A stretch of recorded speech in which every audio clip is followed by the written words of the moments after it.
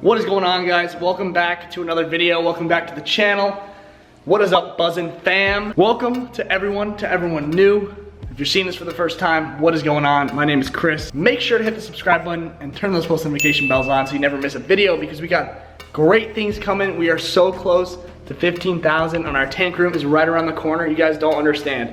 We are officially preparing for this tank room. We got everything situated, and I'll talk about the tank room in a little bit in more detail in a second, but welcome back to the channel. Welcome to this video on the Barbstills and family. And big announcement. Hold on, I'm gonna go get something. Just getting this really quick. So if you guys didn't know, I go to college. This semester I studied a lot of biology. So just wanted to, for all the people who aren't part of the Buzzin' fam, just wanna let you know, I'm just gonna show you guys evidence right here in my biology book. Let me go to it. I'm gonna scroll to my recent chapter. I learned about the birds, class aves, okay, in phylum Chordata. I'm just gonna show you guys really quick right here, top of the page, class aves. Paleontological and molecular evidence suggests that birds are merely modified reptiles. Let's go! I told you guys think I'm yanking your chain. Birds are reptiles. Hashtag it in the comments. I love it. I love the bird army, baby. Bird or reptile army. Hashtag it down in the comments. Just thought it'd be funny to show you guys. And not making this stuff up, okay? Not making this stuff up. Birds are reptiles. Okay, now I got that out of the way. Just had to tell you guys all about my experience in that class. But, so in today's video, we're gonna be diving into two things, okay? Two things, the shark egg and the beta eggs, okay? Two eggs and two embryos that we're going on in the house right now. So we're gonna dive into that in just a quick second, and I'll talk all about what happened and what is going to happen from now on. So I am going to start with the shark egg, actually. Yeah, I'm gonna start with the shark egg. So as you can see, here's our 75-gallon tank right here. And this is our saltwater tank. It's our saltwater community tank. We do have two groupers in there, which will be moving into our tank room eventually, into a nice big tank. But they're very small. They don't bother anybody. They actually like it in here a lot. There's no aggression whatsoever. So that's what we have going on right here. And as you can tell, guys, that's where the shark egg used to be.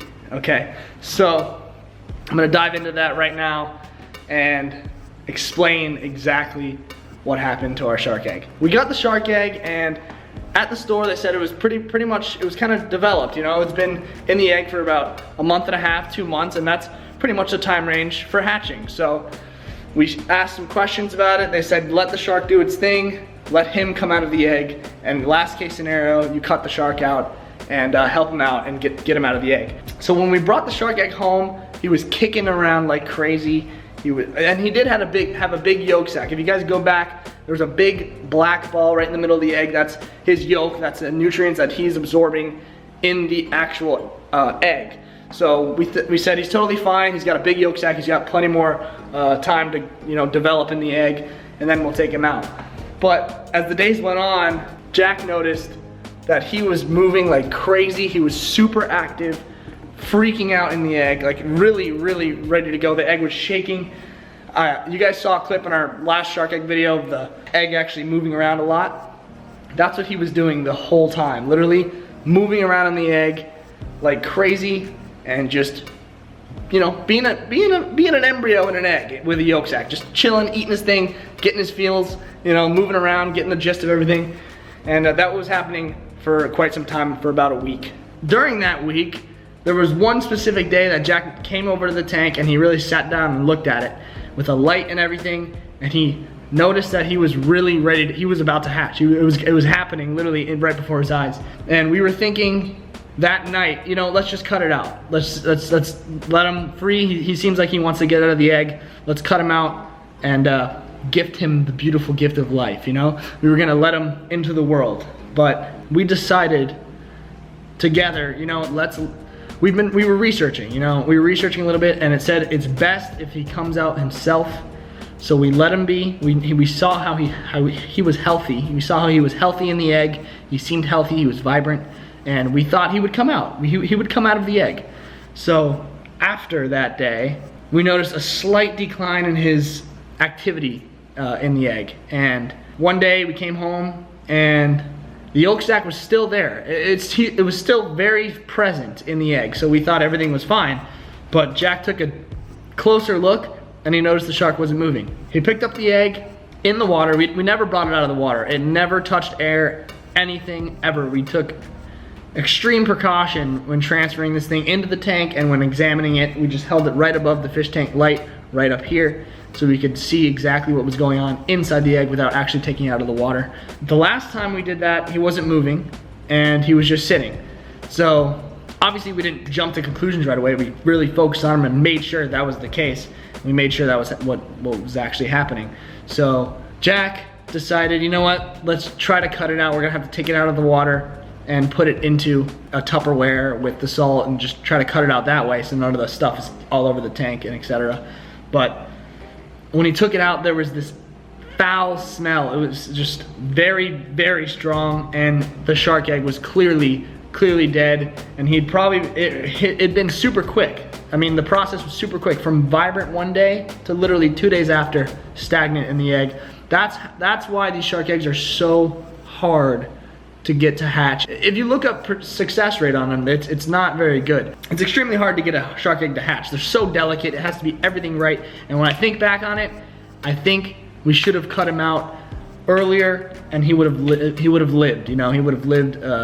I think he would have lived in the tank for sure. But now we know to act on an instinct instead of just sitting and waiting, because I think he looked so healthy. He was totally fine to come out, I think, but we just waited a little bit too long and he ended up dying, and the shark egg did not hatch. But that doesn't mean we're quitting, okay? That doesn't mean we're quitting on anything, all right? The shark egg is still relevant in our minds. We really, really want a shark in that in our tank room. So the search is not over. We will find and we will get either a shark or a shark egg. That's what happened with our shark egg.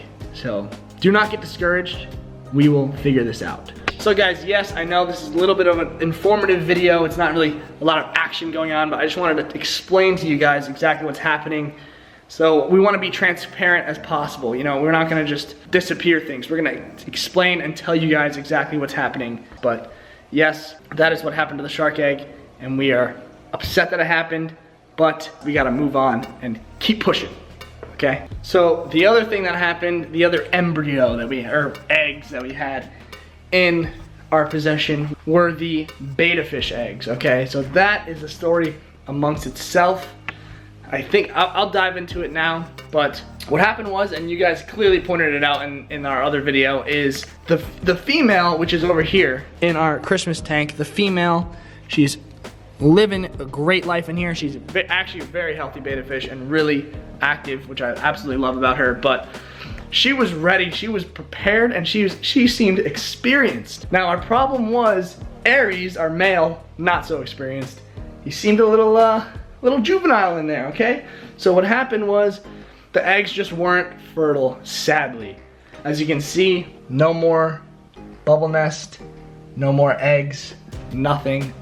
Everything is gone and we are devastated. But as I said, do not get discouraged. We will do this again. We will breed them again. We have a mission to actually breed our betta fish. We will get baby betta fish. Now, it's not gonna happen right now, but it's going to happen. We are going to breed these betta fish, and so please stay tuned on this channel, because this is going to happen. But sadly, as you can see, he never fully committed on the wrapping and actually fertilized the egg. I saw him do it only maybe one time. That's it. One time I saw him actually wrap, and looked like he knew what he was doing in there. But as you guys pointed it out, he seemed, you know, it was his first time. He's not a super big betta fish, you know, he seems like on the younger side. So that's what we dealt with the betta breeding. The eggs just simply didn't make it because they weren't fertile in the first place. They were just eggs. That's the thing. They weren't fertile. So we were gonna try again. So do not be discouraged. We will get through this together as the Buzzin' family, and we will breed these guys again, and it's gonna happen. So maybe with a different male, we're not sure. Maybe with that black male that you guys saw in our last video, if you want to go check that out. Maybe with that male, he's a very mature male, very big. So maybe we'll do with that. I think that would look great with either a white betta or even with her, our koi betta out there.